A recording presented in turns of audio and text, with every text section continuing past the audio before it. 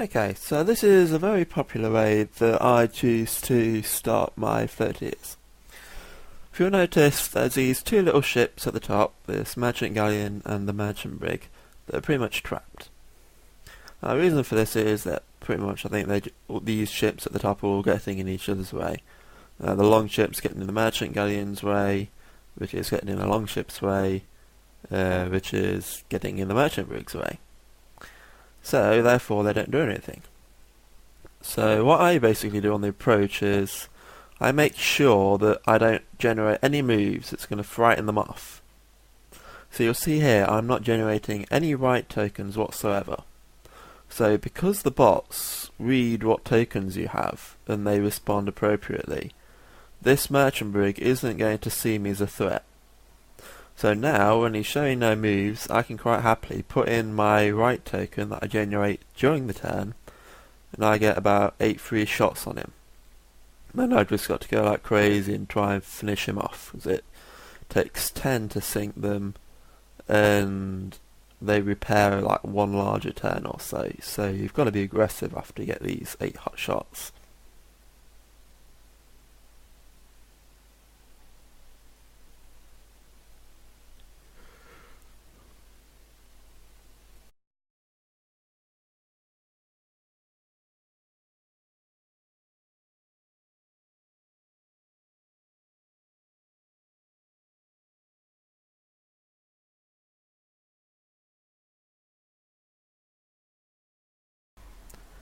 Okay, so after I get my first 8 hits in, which is the easy part, I've now got to finish him off. So, if I'd actually thought about it logically, I'd have already figured out that it was going left and up, because you remember when the merchant galleon got trapped there, it was quite obvious that the merchant galleon brig wanted to go off to the left. Of course, I wasn't quite thinking logically about that at the time, it's only just popped into my head as I'm recording this that was the case. And with hindsight, of course. But that's pretty much the idea. You've got to try and keep close to the enemy ship, and you've got to shoot him. Lots. So that's what I'm doing here.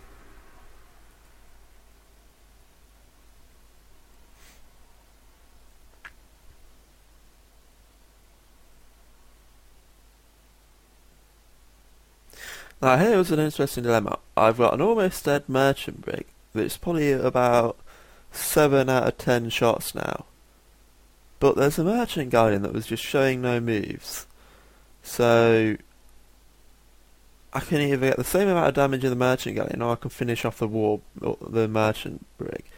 Now normally I say stick with one target, but it's so obvious that this merchant galleon is stuck and I can probably get him to 80-90% damage.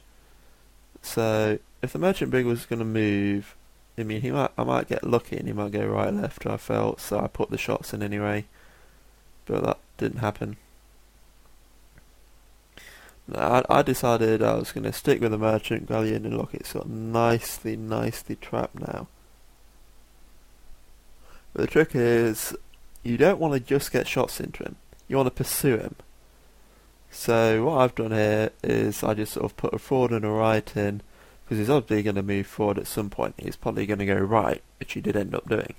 So I want to try and stay as close to him as I possibly can, while maximising the amount of hits I'm getting. And of course there was still the odd chance I could get the pot shots in the merchant brig, so I just sort of took those chances. But normally my policy is if I can't sink them, don't bother shooting. And here you'll see I'm being very aggressive, try and stick as close to the merchant galleon as I possibly can.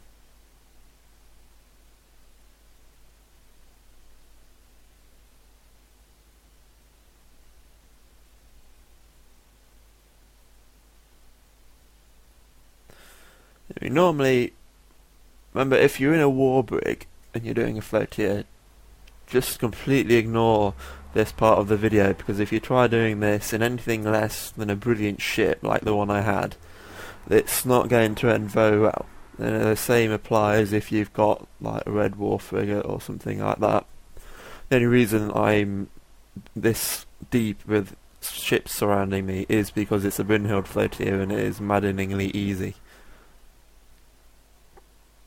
And again here, you'll notice that I've just completely ignored the fact that the merchant galleon is up in that sort of top area and I've paid for it.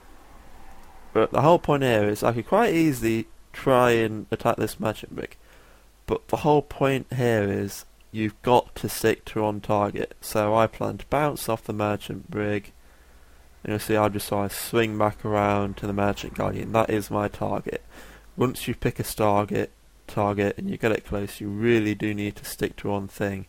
Don't go for pot shots in something else. And here I'm just going to do like a right, left, I believe it was.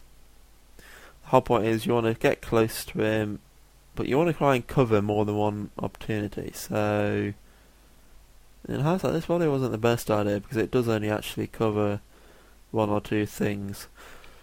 The whole point where you can judge my moves is if I get my move wrong, but I'm still in a position to catch up to him again, then it's a good move. As you see here, I was wrong, but I was still quite close to the guy.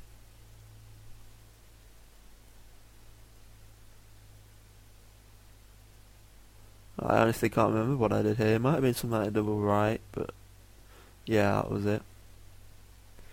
Like I say, you just want to stay really close to the opponent. I can tell that he's sort of going around in this circle. Yeah, I just got him here. Right, and the very important thing is, after you sink one, a lot of people, what they do is, they try to go for another sink without actually repaying that damage. Because you see here, I've only got a tiny bit of damage, but in my opinion, that's all it takes. Because the way you've got to think about it is, if I mess up, and that merchant brig sort of drops a floatsome on me, that's going to give me a lot of damage. Now, half damage is about the threshold of what your ship can handle. So see here, I've just made a really big mistake. So I'm at about, a third damage right now, which is perfectly fine, I'm not in any danger.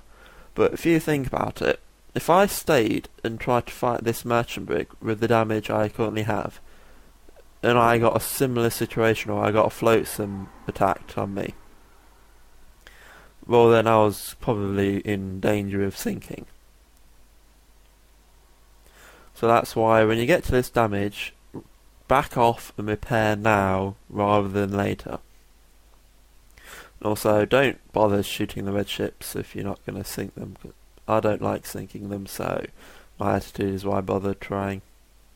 But I mean here, to be honest, I wasn't dangerously in danger. There weren't many red ships around, and if there's a trapped ship like this merchant brig is, you've just got to take it.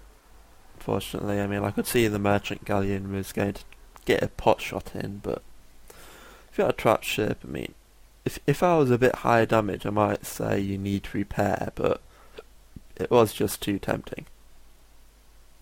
No, I've just got a break. I should have cut this out of the video, but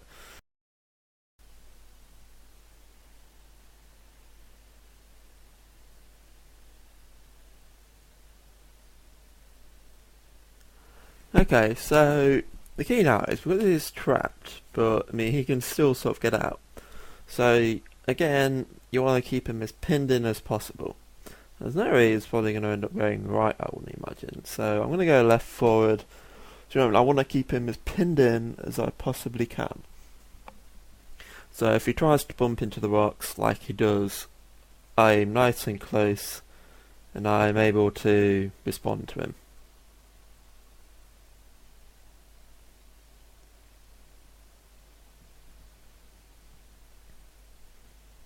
So you'll see here now he's got an escape route. He can go right, or right, left.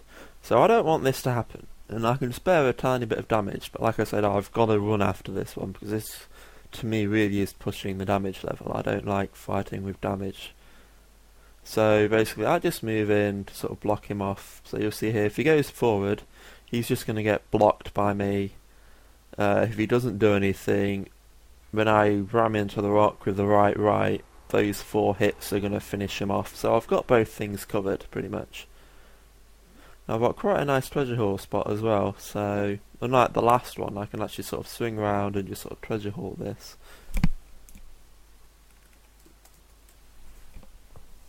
And that's pretty much what I do. I'm just going to do some treasure hauling while I repair. It's nice, out of the way. And like I said, I don't really want to do anything else before I've repaired this damage. I can't stress that enough. The reason most navers sink is because they're too full of themselves and they think they're good enough to continue on with this sort of damage. Like I said, it's when you fight with this damage level that you get unlucky, and if you get unlucky with this damage level, you've got a good chance of sinking. And again, just say, if you're not going to sink the red ship, like I'm not going to, don't bother shooting. It's just no point.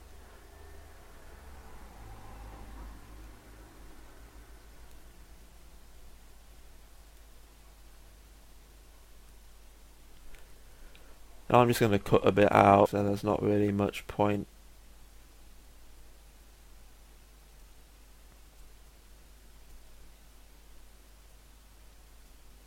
In letting you watch that. I mean, it's a ship sitting still. What use is there in that? One thing you've got to be aware of is with these long ships, because the bots in flotillas, well in blockades as well for that matter, will all sort of look at your ship size. So because these long ships, merchant brigs, merchant galleons and such, are smaller than me, that means that they're afraid of me. So they're not going to do anything to risk getting hit a lot. So this long ship, it's not going to do much to me, so I mean, I'm not really all that scared. I mean, it might come behind me once, but then it's going to go away. So at the most, it's going to annoy you. Of course, it'll be the same with a war brig or a Zerek, however they might be the tiniest bit more aggressive because they're not as outmatched by you. However, when you get to a ship like a war frigate, then that's going to be as aggressive as it can and it's going to attack me. Because obviously it's just as big as me or Grand Frig, which would be bigger than me. So they're the ones that are going to attack you. So you've got to remember that when you're in a war brig doing a flotilla for that reason, the merchant brigs are going to be afraid of you. Merchant galleons, they're bigger than you. They're not going to be afraid. So therefore it's a very different game and it's much harder in my opinion a war brig. So I mean, I've got a bigger ship than them, so I mean, what have I got to be afraid of in a war brig? Nothing. So it's pretty much the easier game, and you've just got to make sure you get the jobbers. So just back to the navving here. My attitude is, if the merchant galleon goes left, I've got him with this. If he doesn't, I've got the merchant brig with this. Which again is trapped, because you can see, look, that merchant brig wants to go left. That other merchant brig wants to go left. So they're both sort of stuck in each other. So I mean, I'm assuming that's what they want to do, unless it was being blocked off by the merchant galleon or some sort. We'll see what happens here. I mean, what I would recommend is you have sort of double teams for these flotillas, because like I said, it's quite easy for me to spot these things now when I'm narrating it. But when I was actually navving, it's quite hard to think about all this sort of stuff without, you know what I mean, having the sort of clear mind to look at it. I mean, look, here you go, the merchant brig went left just as I said it would, because it was left being stuck by that merchant brig up there. So these are all the sort of things you can see to figure out what sort of path the ships are going to take. But it's near impossible to tell when you're navving, in my opinion, unless you're really, really concentrating, which, to be honest, I'm not. Here, I think the merchant brig galleon's going to turn, so I'm going to try and bounce off him. Or, I mean, it doesn't really work because he moves on the second turn, but that's just a risk I took. I mean, if he'd moved on the first turn, or gone right left or something, I'd have bounced off him and I'd have trapped him. I mean, I could have just sort of went forward and shot, but the whole principle that I'm trying to enforce on it here is, it's not about shooting them, it's about trapping them. You've got to do moves where they get trapped. So rather than just me getting the 8 shots I would have got there, but then the merchant galleon probably would have just got an array. And I didn't know I was going to get 8 shots. I'd thought I'd have probably got 2 or 4. So I chose to go for the route where I'd probably end up getting 4, 6 hits that turn. But the important thing is I'd have spec myself up to get the same number the next turn and the turn after that. And that's pretty much what you've always got to think about. Again here, I don't think I was doing a whole lot of thinking, to be honest, in this flotilla. Actually taking the patience to think properly about where the ship's going. Well, it's a patience I haven't quite seemed to develop yet. Like I said, if you've got a person that can be there with you, one person does the navving, one sort of does the analysing. I've done that, and I find that works very, very well. So you can have one person sort of feeding information about where the bot's going to go to the person that's actually doing the navving. That's just my personal opinion. It depends how well you work with the person and such. Yeah, I've got a pretty much a good idea that he's going into the whirlpool, so there's not into the wind rather, so there's not much I can do here. And I'm just trying to keep nice and close to him. And again here, I mean, it's obvious he's going to go left, so I want to keep one step ahead of him, and I want to be in front of him. I want him to be trapped. That's the whole point. I can see he's going around in a circle now. I know he's going to go left, forward, something on them lines. So I'm going to trap him. I don't want him to get away.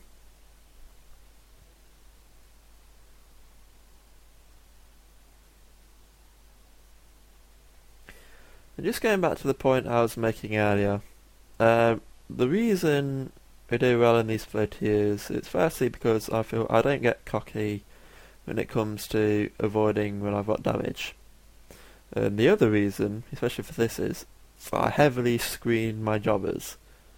I can't stress enough that the success of your flotilla is all about the jobbers. There's just nothing else to it. You see here, I make it look easy, but the reason it's easy is because I've got all the moves, I've got all the damage repair, I've got all the bilges, I've got all the gunners.